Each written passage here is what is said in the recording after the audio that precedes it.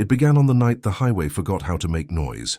Jacob Turner had driven the same stretch of Interstate 40 through the New Mexico high desert for 17 years, hauling freight from Albuquerque to Amarillo and back again, his 18-wheeler a faithful companion through seasons and sorrows alike. He knew every mile marker, every exit, every curve where the asphalt dipped and rose like the breath of something sleeping beneath the earth. At 51, his body bore the weight of those years, a permanent ache in his lower back, hands calloused from gripping the wheel, eyes that needed reading glasses he refused to wear out of stubborn pride. His face was weathered leather, creased by sun and wind, his hair more salt than pepper now, cut short in a way that suggested military service from decades past. The cab of his Peterbilt was his sanctuary, decorated with the artifacts of a life lived in motion, a faded photograph of his daughter Rachel taped to the dashboard, taken when she was 7 and still believed her father was a hero, a small wooden cross hanging from the rearview mirror, a gift from his late wife Jenny before the cancer took her 3 years prior, a thermos that never quite kept coffee hot enough, and a Bible he'd inherited from his grandfather,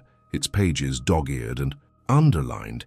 Though Jacob hadn't opened it in months, the silence between him and God had grown comfortable in its discomfort, a mutual understanding that neither had much to say to the other anymore. On this particular October evening, Jacob was 6 hours into an overnight haul, carrying automotive parts east toward the Texas Panhandle, the road unspooling before him in the cone of his headlights like a ribbon leading nowhere important. The radio played country music at low volume, occasionally interrupted by static as he passed through dead zones where the signal couldn't penetrate the vastness. The stars above were magnificent in their indifference, scattered across the black like salt spilled by careless hands. The moon hung low and full, turning the desert landscape into a study in silver and shadow. At exactly 10:34 p.m., he would remember the time because his eyes had just flicked to the dashboard clock. Everything changed. The music cut out mid-lyric, replaced not by static but by absolute silence. The rumble of the diesel engine, which had been a constant companion, vanished. The rush of wind against the windows, the subtle vibration of tires on asphalt, even the ambient hum of electronics, all ceased as if someone had pressed a cosmic mute button.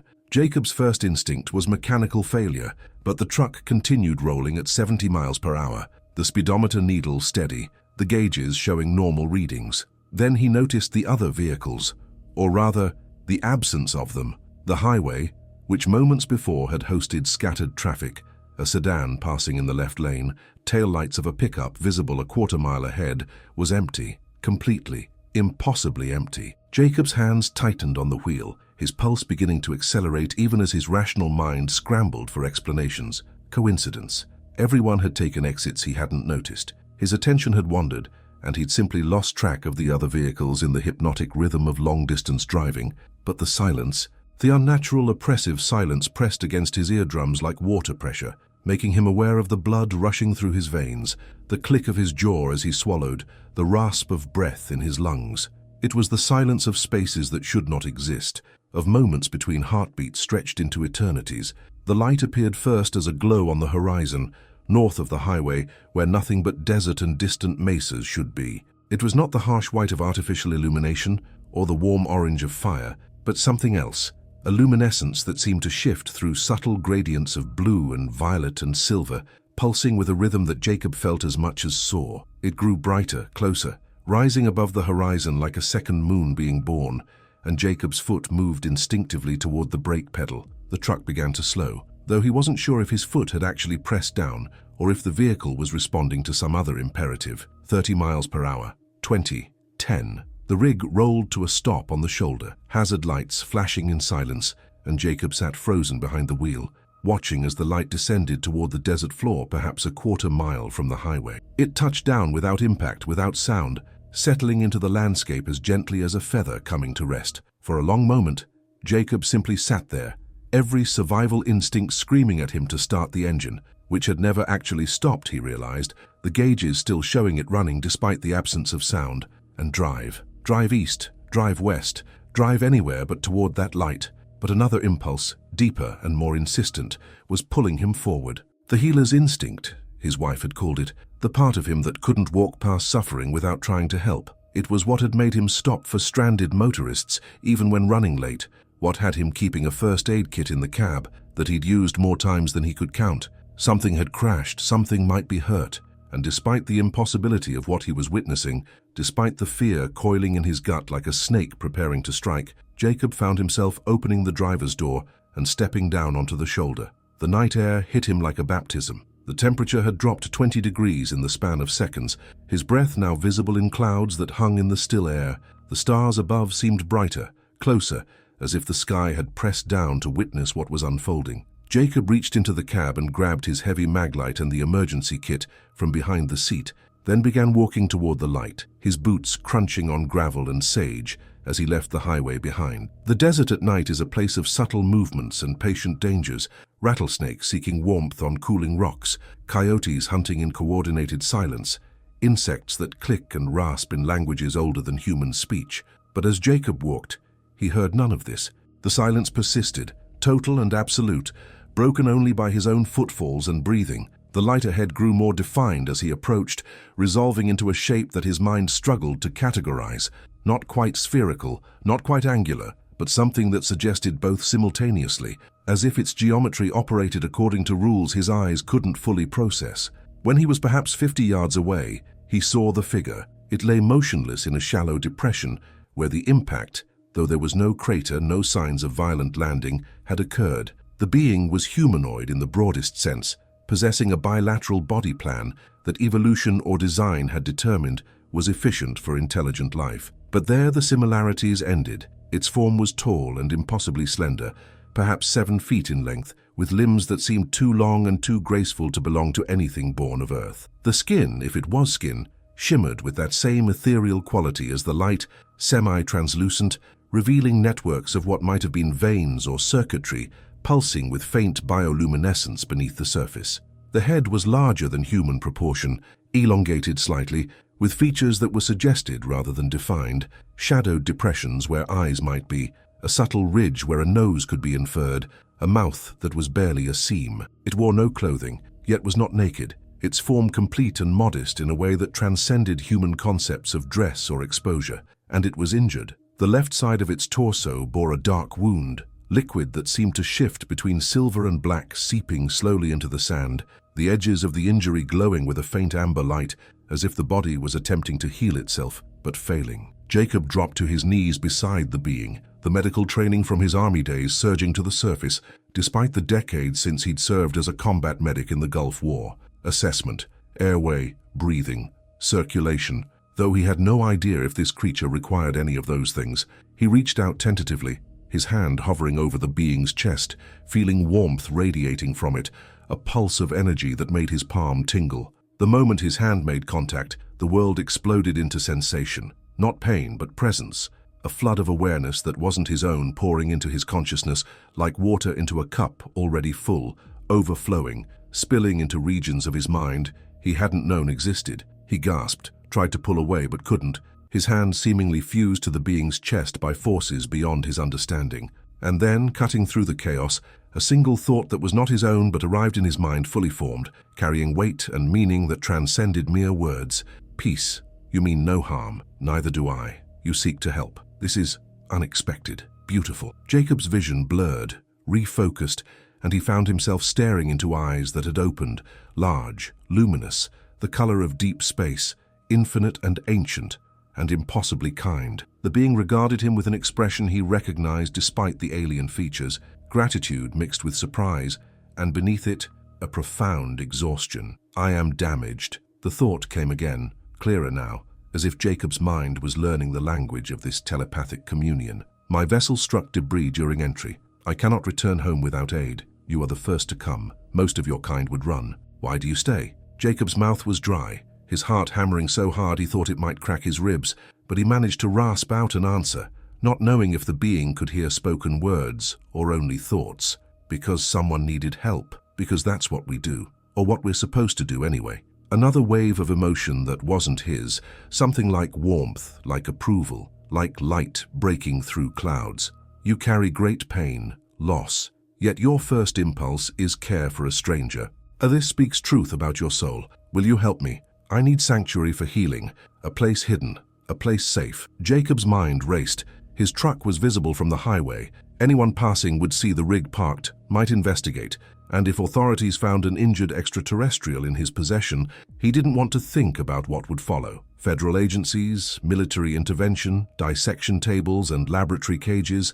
No. If this being was asking for help, for sanctuary, then Jacob would provide it, whatever the cost. He nodded, the gesture seeming absurdly human and inadequate in the face of what was happening. My truck. I can hide you in the trailer. There's a motel about 30 miles east, place where truckers sleep. I can rent a room, get you inside. You would risk this? Risk exposure, punishment, for one you do not know. Yeah, Jacob said simply, surprised by his own certainty. Yeah, I would. The being attempted to rise and immediately collapsed, a wave of pain radiating through the telepathic connection so intensely that Jacob cried out, feeling it as if it were his own. He steadied the creature, slipping an arm under its shoulders, so light, impossibly light, as if hollow-boned or made of material less dense than flesh. Together, slowly, they made their way back toward the highway, Jacob supporting most of the weight, the being's steps growing steadier as they went. The craft behind them began to glow more intensely, and Jacob looked back to see it dissolving, not exploding or burning, but simply unmaking itself, the physical structure becoming light, becoming nothing, leaving no trace that it had ever existed. The being sensed his confusion and projected an explanation. Cannot leave evidence. The vessel knows it cannot be saved. It returns to energy, to source. This is our way. Loading the being into the trailer was awkward and terrifying, the creature folding itself into a space between crates of automotive parts, concealed by tarps Jacob arranged with shaking hands.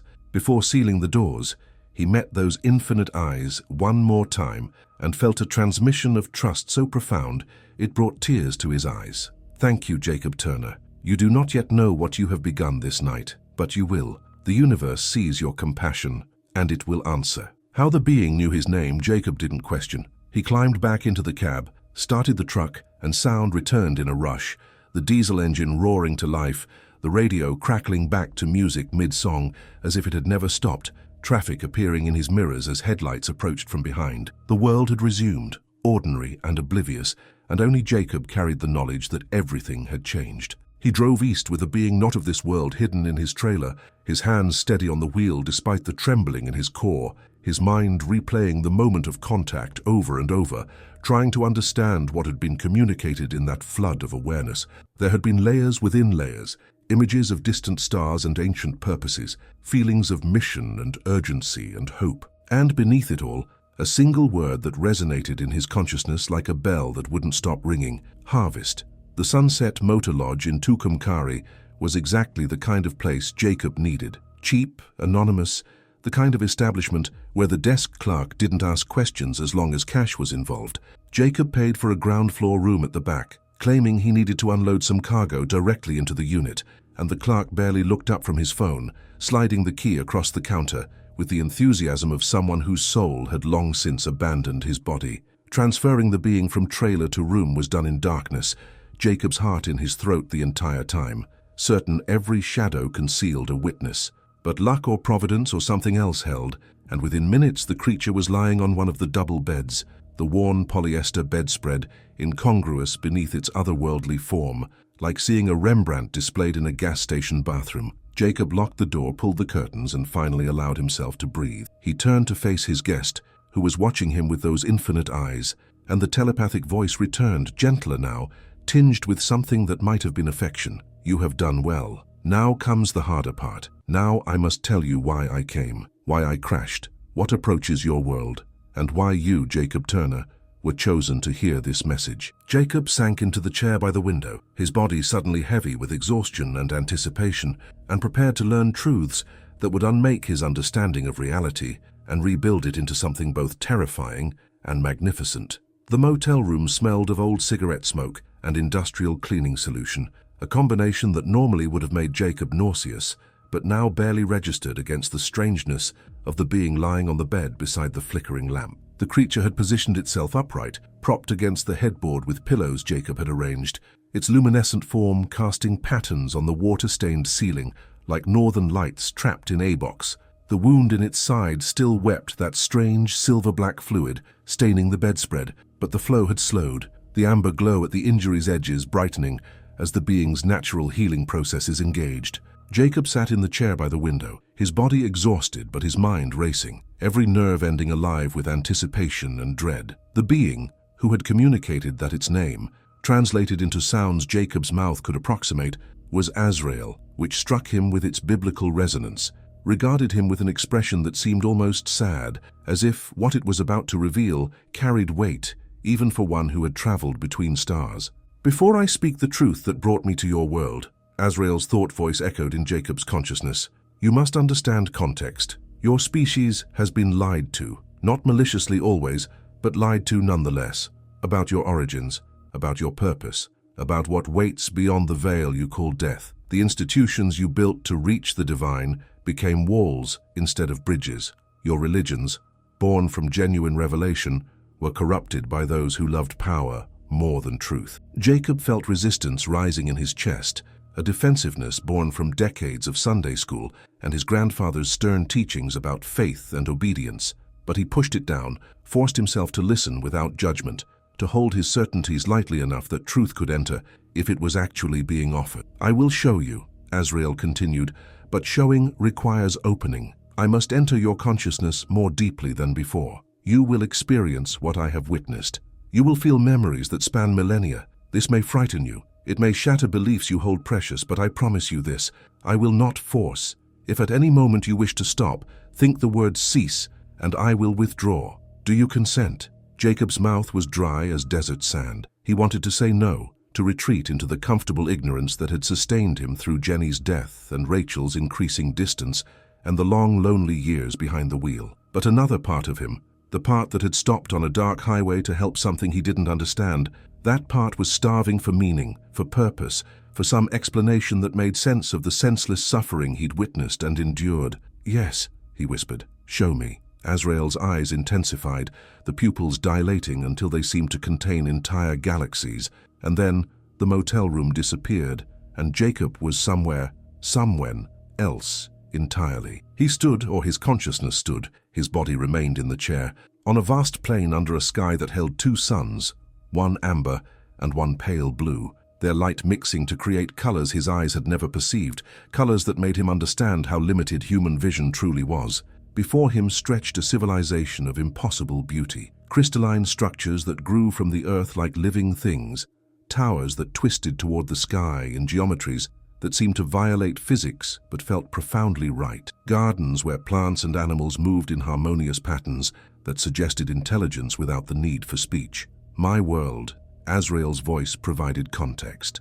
"Before I volunteered for the watch, the scene shifted, flowing like water into new configurations, and Jacob saw gatherings of beings like Azrael and others, some humanoid, some definitely not, assembled in vast amphitheaters where communication happened not through words but through direct consciousness transfer, entire concepts and emotional complexities shared in instants.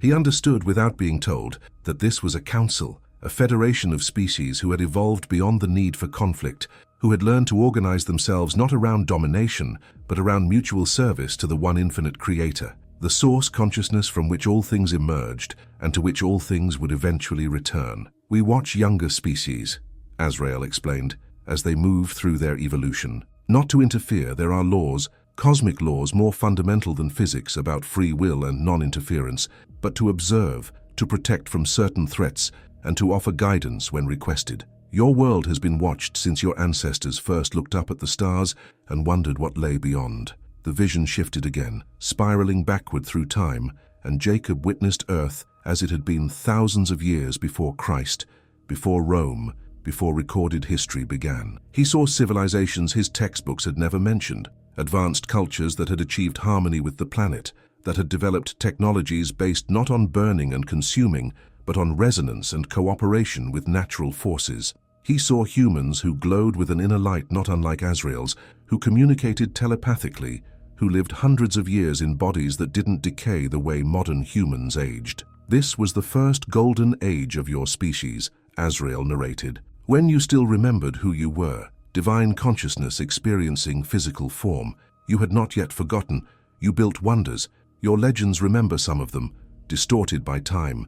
Atlantis, Lemuria, Mu, different names for similar truths, societies organized around spiritual principles, where technology and mysticism were understood as complementary rather than contradictory. Then darkness entered the vision, a creeping shadow that Jacob felt as much as saw, and he witnessed what Azrael called the fall, not the eating of forbidden fruit, but a catastrophe both natural and engineered. Earthquakes and floods, yes, but also a war, fought not with primitive weapons, but with technologies that manipulated consciousness itself. He saw factions within humanity that had chosen separation over unity, power over service, fear over love. He saw them weaponize the very technologies that had been created for healing and exploration, saw the golden civilizations collapse under the weight of their own hubris and the interference of beings, what Azrael termed negative polarity entities, who fed on fear and suffering the way plants feed on sunlight. The survivors scattered.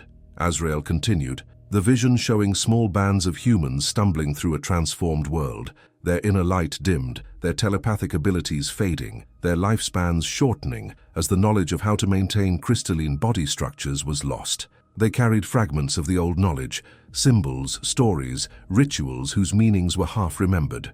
Over generations, these fragments became your religions, your mystery schools, your occult traditions, pieces of truth encased in metaphor and misunderstanding. Jacob watched as millennia passed in compressed time, seeing empires rise and fall, seeing prophets and teachers emerge who carried sparks of the old remembrance: Buddha, Krishna, Lao Tzu, Moses, Muhammad, and yes, Jesus, each one attempting in their own cultural context to remind humanity of its divine nature, to point back toward the unity consciousness that had been lost. And he saw Jesus specifically, not as the sanitized figure from church windows, but as a revolutionary who terrified the power structures of his time precisely because he insisted that the kingdom of heaven was not a distant reward, but a present reality, accessible to anyone who could shift their consciousness to perceive it. He saw Jesus teaching not salvation through his blood, but salvation through recognition of what his life demonstrated,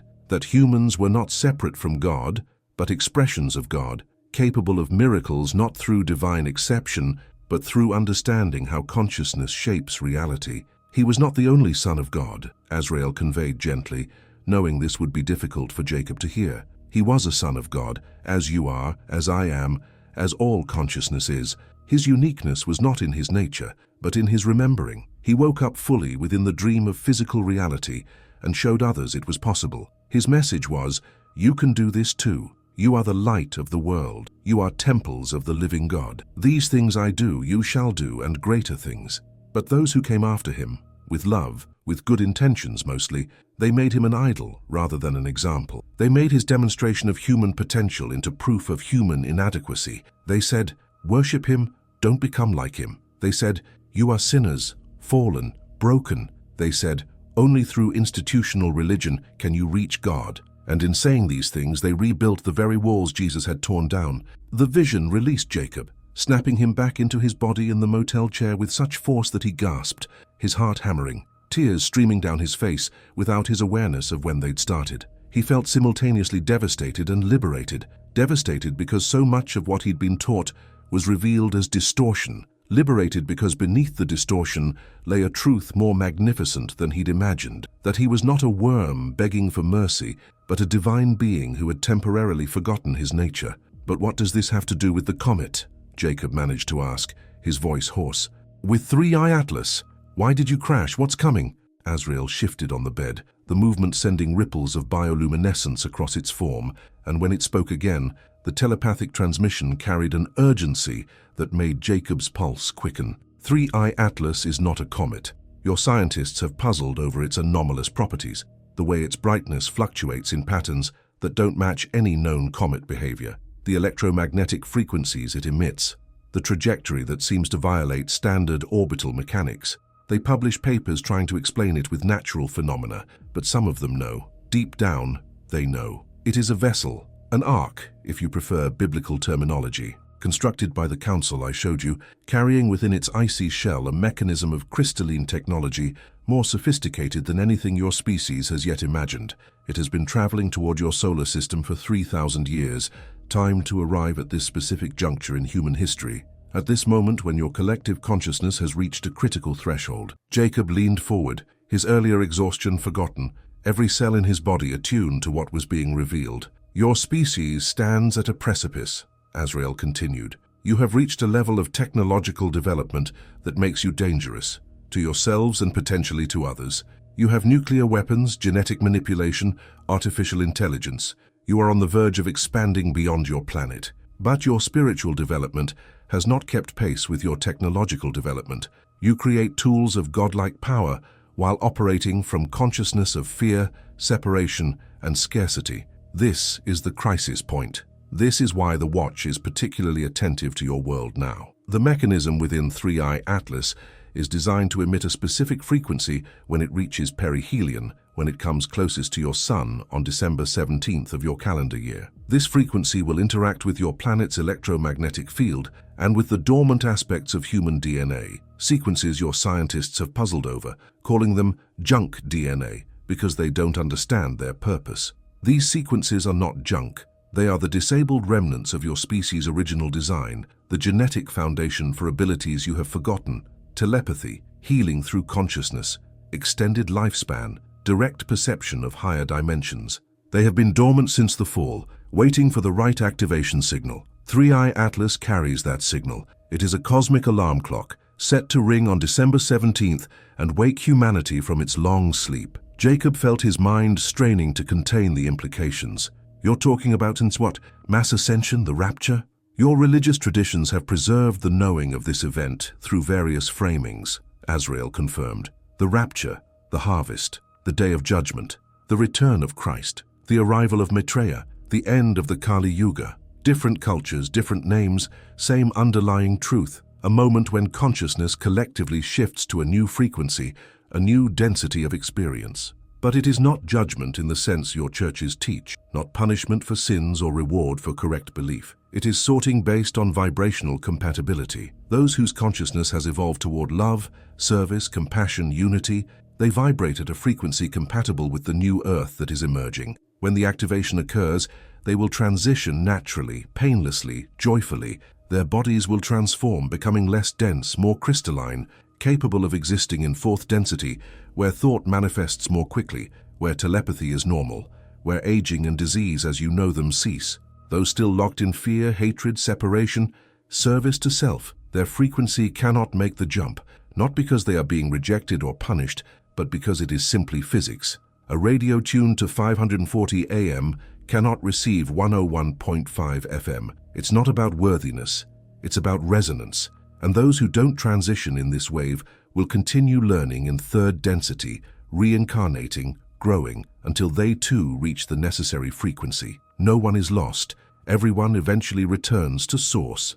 But the timing differs based on individual choice and readiness. Jacob stood abruptly, pacing the small room, running his hands through his hair, his mind a storm of emotions, awe and terror, and hope and grief all tangled together. He thought of Jenny, his wife who had died believing Jesus would carry her to heaven, who had made him promise to follow her there someday. He thought of Rachel, his daughter who had stopped calling except on holidays, who had rejected the church of her childhood, but seemed lost without anything to replace it. He thought of the thousands of people he'd passed on highways over the years, each one locked in their own private struggle, each one divine but forgotten, each one heading toward this moment without knowing it was coming.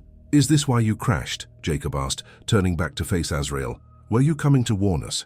To prepare us?" "Partially," Azrael acknowledged. Was one of many scouts sent to embed among your population in the months before the activation, to find individuals like you who could serve as anchors, as examples, as lights in the darkness for those who will be confused and frightened when the shift begins.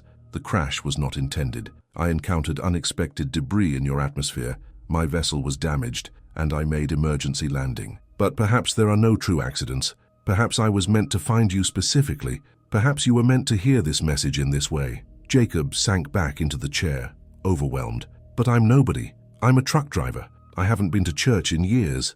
My faith is I don't even know if I have faith anymore. What am I supposed to do with this information?" Azrael's eyes softened, and a wave of compassion flowed through the telepathic connection, so powerful that Jacob felt his throat constrict with emotion. "You are not nobody, Jacob Turner. You are a spark of the infinite creator having an experience of being human. You have suffered loss and continued choosing compassion. You have felt your faith waver, but stopped on a dark highway to help a stranger from the stars. You think you are small because you do not have titles or wealth or institutional authority, but the universe measures differently than humans do. It measures by the heart. It measures by choices made when no one is watching. It measures by love offered even when hope seems gone. As for what you do with this knowledge, you live it. You embody it. You do not need to preach or convert or convince. When December 17th comes and the activation begins, you will transition. Your frequency is compatible. I can perceive this about you. The years of grief have burned away your attachment to ego and false identity. You are ready, though you do not believe it yet. And as you transition, others will perceive the change in you. Some will be frightened, others will be drawn, sensing safety in your presence, stability in the chaos. You will help them understand what is happening. You will be a lighthouse in the storm. "My daughter," Jacob said suddenly, his voice cracking. "Rachel, will she—" Azrael was silent for a moment, and Jacob understood that the being was reading something, scanning through possibilities or probabilities that existed in dimensions human consciousness couldn't normally access. "She walks a difficult path," Azrael finally conveyed. "She carries anger at the church that taught her shame instead of love. She carries grief for her mother, unexpressed and unhealed. She carries fear that she is as broken as she has been told she is.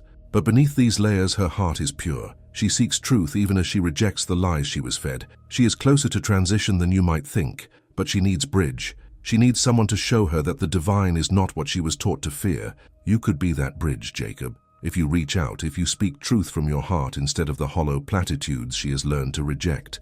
Jacob felt something break open inside him. A dam of emotion he'd been holding back for 3 years since Jenny's funeral, since Rachel had looked at him with such accusation and asked why God would take her mother, and he'd had no answer that satisfied either of them. He'd lost his daughter in that moment, not to death but to distance, and the space between them had grown wider with each stilted phone call and unreturned message. "What do I say to her?" he whispered. "How do I tell her any of this without sounding insane?" "You do not tell her with words first," Azrael advised.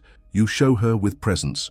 You call her, not with agenda or theology, but with love. You tell her you have been lost and are finding your way back. You tell her you understand her anger at religion because you share it. You tell her the divine is bigger than the box anyone tried to put it in. You be human with her, vulnerable with her. And when the time is right, you will know the time, you tell her something extraordinary happened to you and you are still making sense of it, but it has changed how you see everything. Curiosity will bring her closer. Love will keep her listening." The night stretched on, Jacob and Azrael talking, or rather Azrael projecting and Jacob absorbing, about the nature of reality, about the multiverse and densities of consciousness, about reincarnation and karma and the patient, loving intelligence that orchestrated all of it, about how prayer worked not as begging an external deity, but as focusing consciousness in alignment with desired outcomes, about how miracles were not violations of natural law, but applications of natural laws humans had forgotten existed, about how Jesus' promise of eternal life was literal.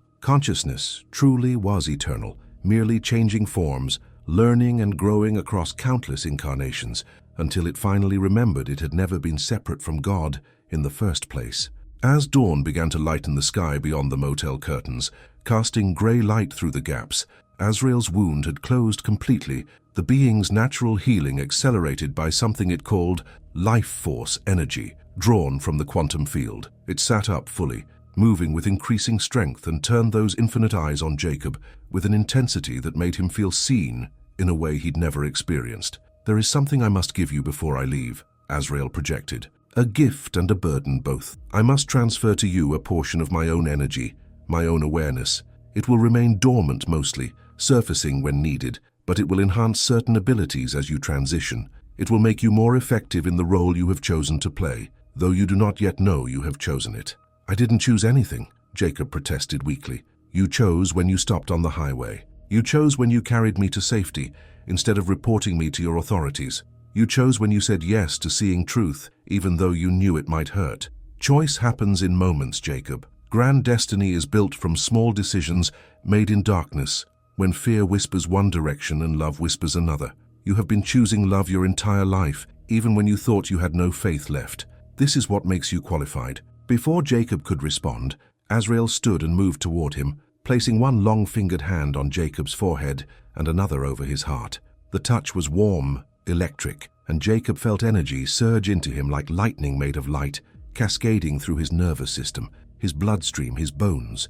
He gasped, arching in the chair, as his body became a conduit for something vast and ancient and utterly benevolent. Images flashed through his mind, himself standing before crowds, speaking words that unlocked something in his listeners, himself with hands extended, healing flowing through him into the sick and suffering, himself old and luminous, transitioning at the moment of death into a form of pure light, welcomed by beings of radiance, including one who wore Jenny's smile, and far in the future, himself teaching children in a world transformed, where war and poverty and disease were distant memories, where humanity had finally remembered who it was and taken its place among the galactic community of awakened civilizations.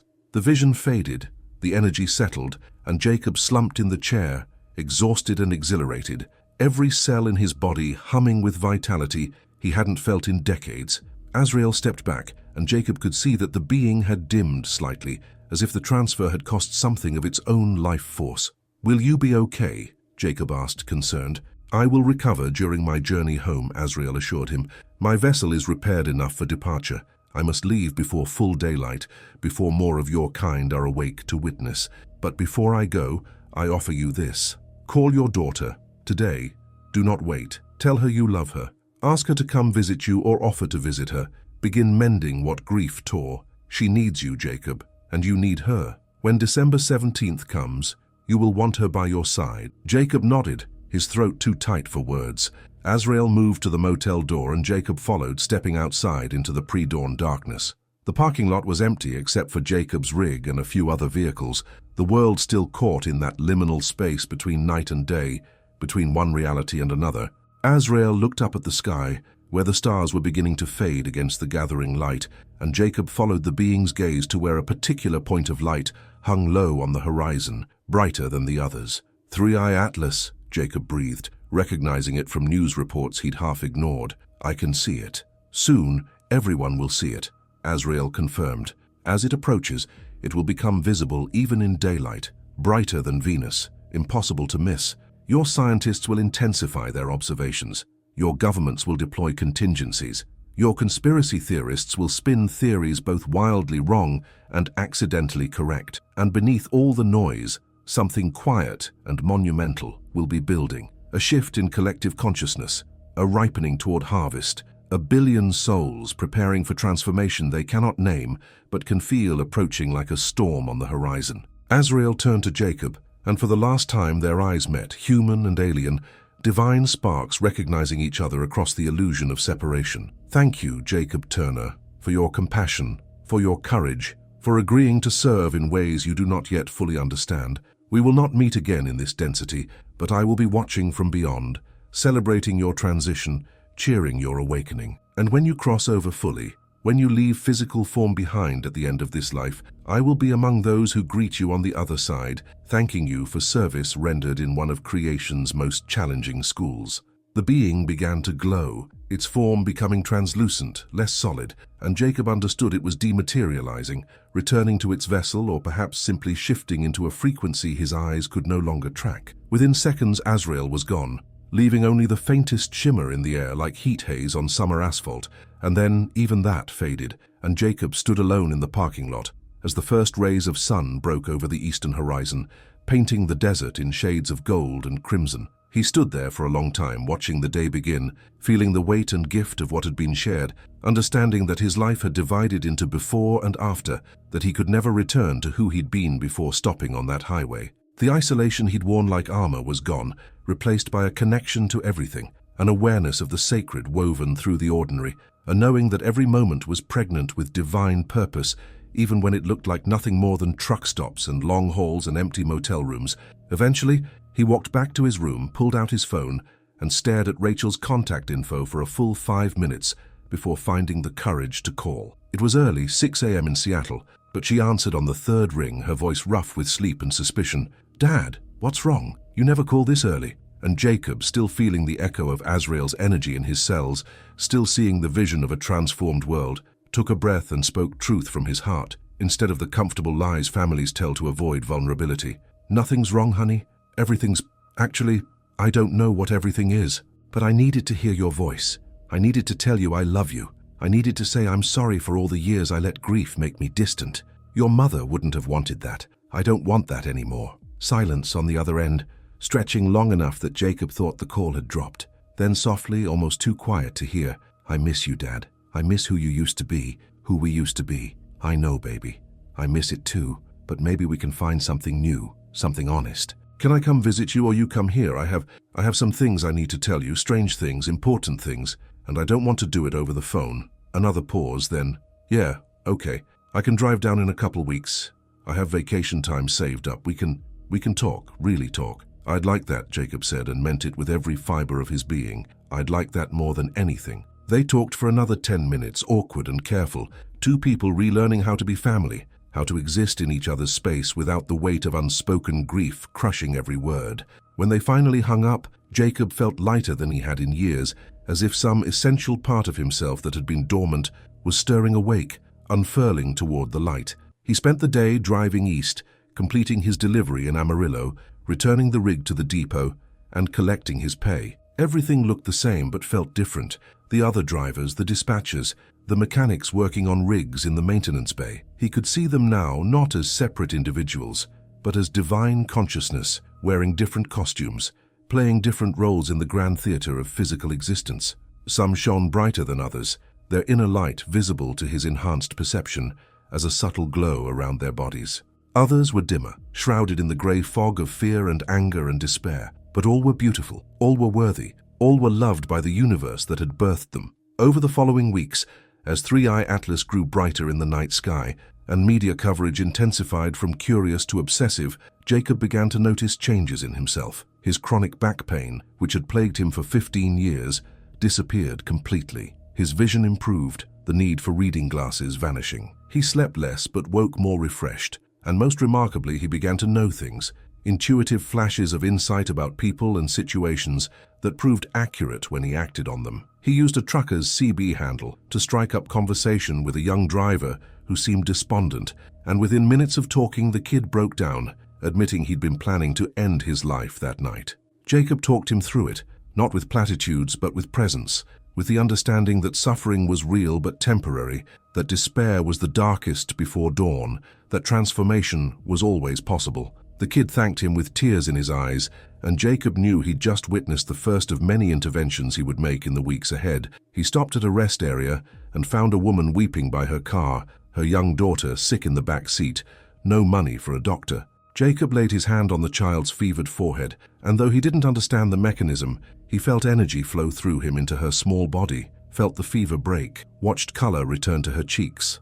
The mother stared at him like he was an angel, and Jacob shook his head, smiling gently. Not an angel, just someone who's been reminded we're all capable of miracles when we remember who we really are. News reports about the comet grew increasingly frantic. Scientists couldn't explain its behavior, the way it brightened and dimmed in patterns that seemed almost deliberate, the electromagnetic pulses it emitted that disrupted satellites and affected Earth's magnetosphere. Conspiracy theories proliferated online. It was an alien weapon, a sign of the apocalypse, a natural phenomenon being weaponized by secret government projects. Religious leaders issued conflicting statements, some declaring it a sign of Christ's imminent return, others dismissing it as celestial coincidence unrelated to Scripture. But Jacob knew the truth. And as December 17th approached, he could feel the tension building not just in media coverage, but in the collective consciousness of humanity. People were having vivid dreams, experiencing synchronicities, feeling inexplicable anxiety or anticipation, or both. The veil between worlds was thinning, the frequency shift was beginning, and those sensitive enough could feel reality itself preparing for transformation. Rachel arrived on December 10th, driving her Subaru down from Seattle, pulling into the parking lot of Jacob's small apartment in Albuquerque with her guitar and backpack and walls still partially up. They spent the first day carefully, dancing around the deeper conversations, relearning each other's rhythms. But on the second day, as they sat on his small balcony watching the sun set and 3i Atlas rise in the eastern sky, now bright enough to cast shadows, Jacob told her everything. He told her about the highway, about Azrael, about the visions and the energy transfer and the message he'd been given. He expected her to laugh, to call him crazy, to leave. Instead, she listened with an intensity that reminded him of Jenny, and when he finished, She was quiet for a long time before speaking. "I had a dream about Mom last week," she finally said. "She told me to come see you. She said something was going to happen, something important, and we needed to be together. I thought it was just grief, my subconscious processing. But now you think maybe it was real," Jacob finished. "Yeah, maybe." She looked at him, really looked, and he could see her recognizing the change in him, the peace that hadn't been there before. "You seem different, Dad. You seem, I don't know, present. Like you're finally here instead of haunted." "I am here," Jacob said. "For the first time in years, I'm fully here, and I want you to be here with me on the 17th. I want us to face whatever's coming together. Can you stay?" She nodded, tears glinting in her eyes as 3i Atlas rose higher, its light mixing with the first stars, and Jacob felt a rightness settle into his bones, a sense that all the pain and loss and wandering had been leading to this moment, to this reunion, to this threshold they would cross together. On the morning of December 17th, the world held its breath. Schools closed, businesses shut down, streets emptied as people gathered with family or in churches or alone in front of screens, waiting for something, though most didn't know what. The comet would reach perihelion at 9:47 p.m. Eastern Standard Time, the moment of closest approach to the sun, the moment when, according to all available data, something would happen. Governments issued statements urging calm. Religious leaders held prayer vigils. Scientists set up instruments to record whatever phenomena might occur, and Jacob, with Rachel beside him, drove out into the desert north of Albuquerque, to a place where the sky opened vast and unobstructed, where the land stretched silent and ancient beneath the gathering stars. They weren't alone. Dozens of others had been drawn to this same spot, people Jacob had helped in the preceding weeks, strangers who'd heard through whispered networks that something significant would occur here, seekers and believers, and the desperately hopeful. They gathered in a loose circle, sitting on blankets and camp chairs, watching the eastern horizon, where 3i Atlas blazed brighter than anything in the sky except the waxing moon. Jacob felt no fear, only anticipation mixed with profound gratitude. Whatever happened next, he was ready. He had made peace with his past, opened himself to an impossible future, reconnected with his daughter, remembered his divine nature. He was, finally, fully himself. At 9:47 p.m. Mountain Time, 11:47 Eastern, it began. A pulse radiated from the comet, visible as a wave of iridescent light that rippled across the sky like aurora borealis on fast forward. It washed over the earth, and as it passed through Jacob's body, he felt every cell ignite with recognition, with remembrance, with coming home. His DNA activated, dormant sequences switching on, and his consciousness expanded beyond the boundaries of his skull, beyond the confines of his body, into a state of awareness that was both intensely personal and universally connected. He felt Rachel beside him experiencing the same awakening, felt her consciousness touching his, and through her he felt Jenny, his wife who had never left, her presence tangible and real in the adjacent dimension, waiting with such patient love. He felt the circle of people around him, each one blazing with their own inner light, each one remembering who they truly were. And beyond this circle he felt millions of others across the planet, undergoing the same transition. Not all humans, not even most, but enough, more than enough to tip the balance. The physical transformation was painless, ecstatic even. His body became less dense, more crystalline, matter shifting into a state that could exist comfortably in the higher frequency. Time became fluid, no longer a rigid sequence, but a landscape he could navigate. Telepathy opened naturally, as easy as speaking. And with it came the memories, not just of this life, but of all his lives, the countless incarnations he'd lived learning love in its infinite variations, the times he'd been woman and man, rich and poor, powerful and powerless, always choosing to return, always seeking to grow. He saw the cosmic plan with clarity, how free will and divine orchestration danced together, how suffering was never meaningless but always contained within it the seeds of growth, how the universe was not indifferent but intimately invested in the evolution of every consciousness it contained. He saw Jesus not as distant savior, but as elder brother, one who had walked this path before and left markers showing the way. He saw that the churches had been both necessary and limiting, necessary as containers for truth when humanity was young, limiting when they became walls instead of doors. And he saw what came next, a world splitting into timelines, those who had transitioned continuing on a transformed earth, where technology and spirituality merged, where scarcity and conflict were replaced by abundance and cooperation, where the veil between densities was thin enough that those who had passed on could be perceived and communicated with regularly, and simultaneously, a world for those not ready continuing in third density, reincarnating, learning, with no memory of what might have been, each soul honored in their own timing. Rachel's hand found his, and they turned to each other, seeing not just father and daughter, but eternal souls who had chosen to journey together through this particular configuration of space and time. Behind her, Jacob could see Jenny, radiant and whole, waiting at the threshold, and the grief that had defined him for 3 years dissolved completely, because death was revealed as the illusion it had always been. "I see her, Dad," Rachel whispered, wonder in her voice. "I see Mom." "I know, baby. I see her too." Around them, the circle of souls wept and laughed and embraced, the weight of forgetting lifted.